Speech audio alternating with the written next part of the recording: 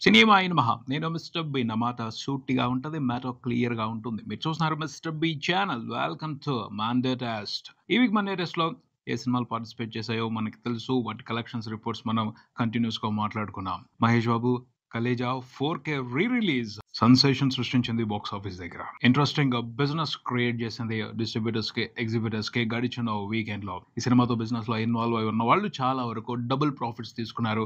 హైదరాబాద్‌లో ఉన్న వాళ్ళు అంతకు మించే తీసుకున్నారు. రిలీజ్ అయినప్పుడు కమర్షియల్‌గా ఫెయిల్యూర్. నష్టాలు మిగిల్చింది సినిమా 2010లో. 2025లో మాత్రం రీ రిలీజ్‌తో సినిమాతో బిజినెస్‌లో ఇన్వాల్వ్ అయి ఉన్న వాళ్ళకి జాక్‌పాట్లు ఇచ్చింది. ఊహించని బంపర్ లాటరీలు ఇచ్చింది. ఆ ప్రాఫిట్స్ తీసుకున్న వాళ్ళందరూ కూడా మహేష్ బాబు ఫ్యాన్స్‌కి, సూపర్ స్టార్ మహేష్ బాబుకి అభినందనలు చెప్పాలి. కృతజ్ఞతలు తెలియజేసుకోవాలి. వాళ్ళ మూలంగానే జరిగింది ఈ అద్భుతం. ఇక స్ట్రైట్ ఫిల్మ్ 'భైరవం'. ఈ సినిమాకి మాత్రం టఫ్ లక్ ఎదురైంది గడిచిన వీకెండ్‌లో. చాలా కారణాలున్నాయి. అందులో 'కలేజా 4K రీ రిలీజ్ కూడా ఓ కారణం. 'కలేజా' మూలంగానే సినిమాకి గట్టిగా దెబ్బ పడిపోయింది అని చెప్పుకోవడానికి లేదు. ఎండ్ ఆఫ్ సీజన్ ఐపీఎల్ 2025 కూడా ఎఫెక్ట్ చూపించింది. గట్టిగా ఎఫెక్ట్ చూపించింది 'భైరవం' కలెక్షన్స్ మీద. అలాగే సినిమాలో కంటెంట్ కూడా అంత ఇంట్రెస్టింగ్‌గా ఏమీ లేదు. ఆడియన్స్ ఓన్ చేసుకొని ఉన్నట్టయితే, ఆడియన్స్ సినిమాలో ఉన్న కంటెంట్‌తో కనెక్ట్ అయి ఉన్నట్టయితే ఈ కారణాలన్నీ పెద్ద ప్రభావాన్ని చూపెట్టేవి కాదు.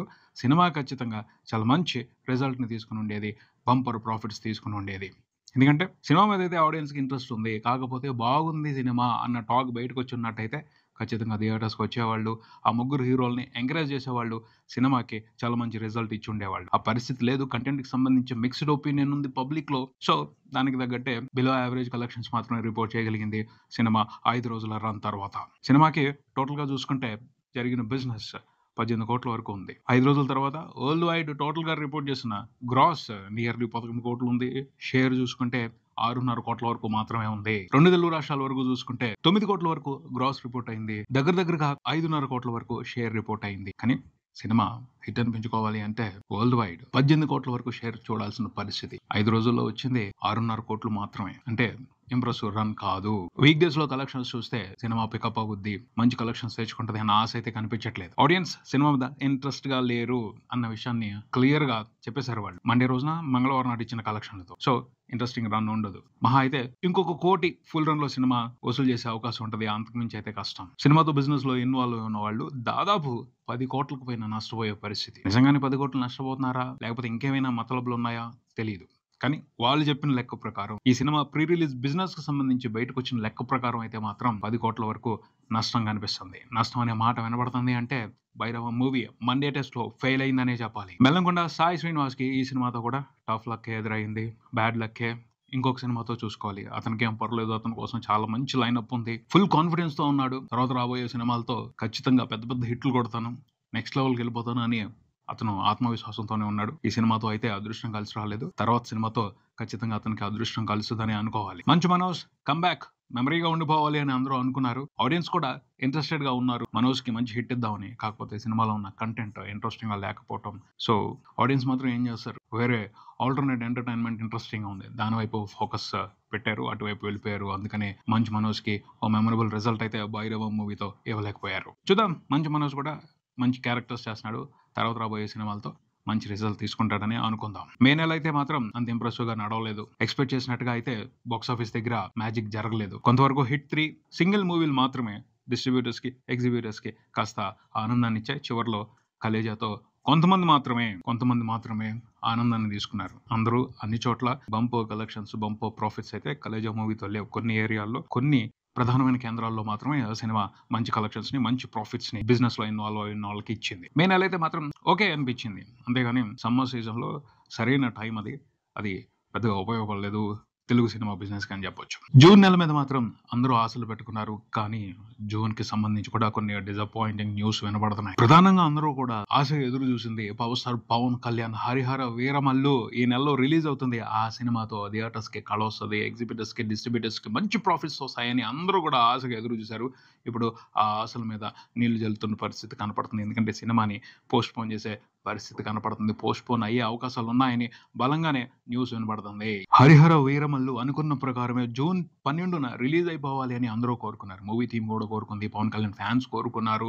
ఎగ్జిబిటర్స్, డిస్ట్రిబ్యూటర్స్ కోరుకున్నారు. తెలుగు ప్రేక్షకులందరూ కోరుకున్నారు. కానీ పరిస్థితులు అనుకూలంగా లేవు అని అర్థమవుతుంది. కొన్ని బలమైన సిచ్యువేషన్సే సినిమా రిలీజ్ ని ఆపుతున్నాయని తెలుస్తుంది. టెక్నికల్ ఇష్యూస్ కారణంగా వీఎఫ్ఎక్స్ ఇంకా పూర్తి అవ్వకపోవడం కారణంగా సినిమాను ఆపుతున్నారని అంతకు ముందు కొన్ని న్యూస్ వచ్చాయి. కాకపోతే అందులో పూర్తి నిజం లేదు. సినిమాకి సంబంధించి కొన్ని ఆర్థిక సమస్యలున్నాయి. ఈ సినిమా ప్రొడక్షన్‌కి సంబంధించి ఏఎం రత్నం గట్టిగానే సఫర్ అయ్యారు. చాలా రోజులు సినిమా ప్రొడక్షన్ డిలే అవుతా వచ్చింది. రిలీజ్ డిలే అవుతా వచ్చింది. దాని మూలంగా ప్రొడ్యూసర్ మీద ఖచ్చితంగా బర్డెన్ ఉంటది. ఎందుకంటే పెద్ద హీరోతో సినిమా అంటే అందరూ ఓన్ మనీ పెట్టరు. కంపల్సరీ బయట నుంచి ఫైనాన్స్ తెచ్చుకుంటారు. ఫైనాన్స్ తెచ్చుకున్నప్పుడు దానికి భారీగా ఉంటాయి వడ్డీలు. అవన్నీ తిప్పి రిలీజ్‌కి ముందులే కట్టేయాలి. లేకపోతే రిలీజ్‌కి అవకాశం ఉండదు. అందరూ ఏదో రకంగా సినిమాని ఆపడానికి ట్రై చేస్తారు. ఇప్పుడు అవన్నీ కూడా తడిసి మోపుడైపోయాయి. ప్రొడ్యూసర్ శక్తికి మించి అయిపోయాయని తెలుస్తుంది. వాటిని మేనేజ్ చేయడం దగ్గర ఆయన ఇబ్బంది పడుతున్నారు. అందుకనే ఇమ్మీడియేట్‌లీగా అనుకున్నట్టు జూన్ 12న సినిమా రిలీజ్‌కి రావట్లేదు అని తెలుస్తుంది. సమస్య అర్థమైన తర్వాత పవర్ స్టార్ పవన్ కళ్యాణ్ కూడా సహాయం చేసే అవకాశం తీసుకుంటున్నారని తెలుస్తుంది. తను ఈ సినిమా కోసం పనిచేసినందుకు గాను తీసుకున్న అడ్వాన్స్‌ని వెనక్కిచ్చేసారని తెలుస్తుంది. అది ఖచ్చితంగా నిర్మాతకి హెల్ప్ అవుతది. కాకపోతే అంతకు మించి ఉంది సమస్య. ఇంకా చాలా విషయాలు క్లియర్ అవ్వాల్సి ఉంది. దానికి సంబంధించి గట్టిగా ఒక స్ట్రాంగ్ పర్సన్ నిలబడాలి అని కూడా అందరూ మాట్లాడుతున్నారు. ప్రొడ్యూసర్ క్లియర్ చేయాల్సిన అమౌంట్ ఎక్కువ ఉంది. దానికి తగ్గట్టు ఆయన డిస్ట్రిబ్యూటర్స్ నుంచి, బయర్స్ నుంచి ఎక్కువ ఎక్స్‌పెక్ట్ చేస్తున్నారు. ఎక్కువ నంబర్స్ చెప్తున్నారు రైట్స్ అమ్మడం కోసం అని చెప్పేస్తున్నారు. కానీ అంత రేటు పెట్టి సినిమాని కొనుక్కునే పరిస్థితిలో డిస్ట్రిబ్యూటర్స్, ఎగ్జిబిటర్స్ లేరన్న టాక్ బయట వినపడుతుంది. అందుకని కాస్త ఇబ్బంది నడుస్తుంది. ఆ ఇబ్బంది క్లియర్ అయ్యి ఎవరో ఒకళ్ళు మధ్యవర్తిత్వం పోషించి సమస్యల్ని సార్ట్ ఔట్ చేస్తే ఖచ్చితంగా సినిమా వేడికొచ్చే అవకాశం ఉంటది. పోతే ఈ నెలలో అది జరగదేమో అని అందరూ మాట్లాడుకుంటున్నారు. జూలై నెలని టార్గెట్ చేస్తున్నట్టు తెలుస్తుంది. జూలై 4 గాని 11 గాని సినిమాని రిలీజ్ చేసే విధంగా మూవీ టీమ్ ఆలోచిస్తున్నట్టు తెలుస్తుంది. పోతే ఇదంతా కూడా అఫీషియల్ కాదు. దీనికి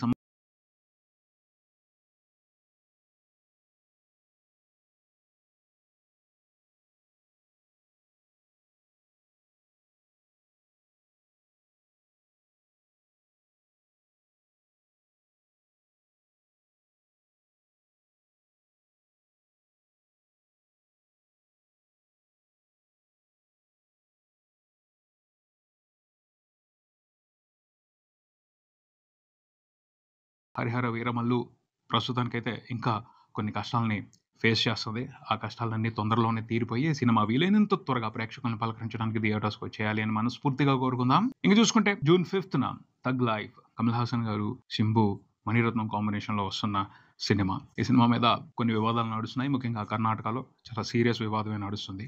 దానికి సంబంధించి కమల్ హాసన్ గారు పట్టు విడవకుండా ఉన్నారు. ఆ మ్యాటర్‌ని పర్సనల్‌గా తీసుకొని చాలా సీరియస్‌గా ముందుకు తీసుకెళ్తున్నారు. కర్ణాటకలో సినిమాని రిలీజ్ చేయకుండానే మిగతా చోట్ల సినిమాని రిలీజ్ చేసేస్తున్నారు. బేసిక్‌గా అయితే ఆయన తమిళనాడు నుంచి, తమిళం మార్కెట్ నుంచి మాత్రమే సినిమాకి మంచి రెస్పాన్స్‌ని ఎక్స్‌పెక్ట్ చేస్తున్నారు. మిగతా ఏరియాలు జస్ట్ బోనస్ అని అనుకుంటున్నారు ఆయన. ఆ విధంగానే ఆయన ప్లాన్ చేసుకుని సినిమాని రిలీజ్‌కి తీసుకొస్తున్నారు అని చెప్పొచ్చు. ఎందుకంటే ఆయన యాక్టివిటీస్ అలాగే ఉన్నాయి. కొన్ని విషయాలకు సంబంధించి వెనక్కి తగ్గకుండా ఆయన ముందుకు వెళ్తున్న పరిస్థితి చూస్తుంటే ఆయన స్ట్రాటజీ క్లియర్‌గా అర్థమవుతుంది. తమిళ ప్రేక్షకుల అండ చాలు. వాళ్ళు నా సినిమాని సరిగ్గా చూస్తే చాలు.